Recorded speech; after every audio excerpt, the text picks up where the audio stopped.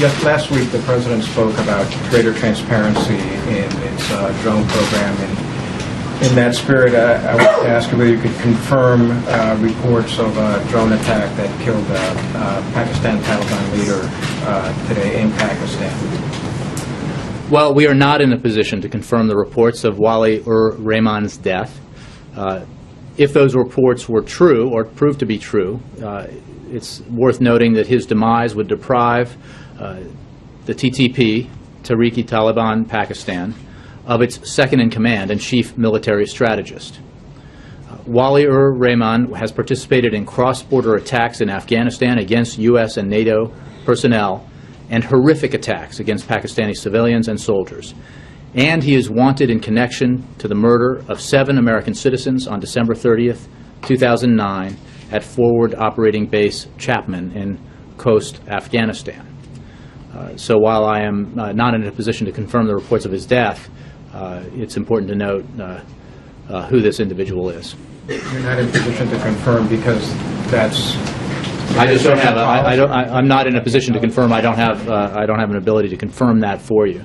I mean, separately, I'm not in a position also to discuss operational matters, but it is important on this, with regards to this individual, to know a little bit about his background.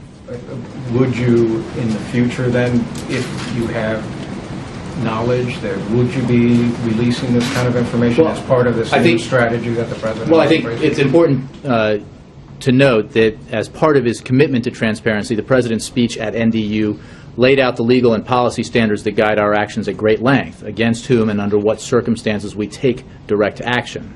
Those standards are now there for the American public and the world to see. That does not mean that we would be able to discuss the details of every counterterrorism operation.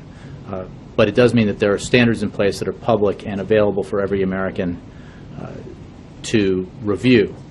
Now, let me also say that to the extent that a question like this would be asking about our policy generally, I would refer you to the President's speech in which he said that in the Afghan war theater, we must support our troops until the transition is complete at the end of 2014. And that means we will continue to take strikes against high-value al-Qaeda targets, but also against forces that are massing to support attacks on coalition forces. By the end of 2014, we will no longer have the same need for force protection, and the progress we have made against core al-Qaeda will reduce the need for unmanned strikes. So I think that it's important to look at what the President said within the context of the Afghan war theater operations.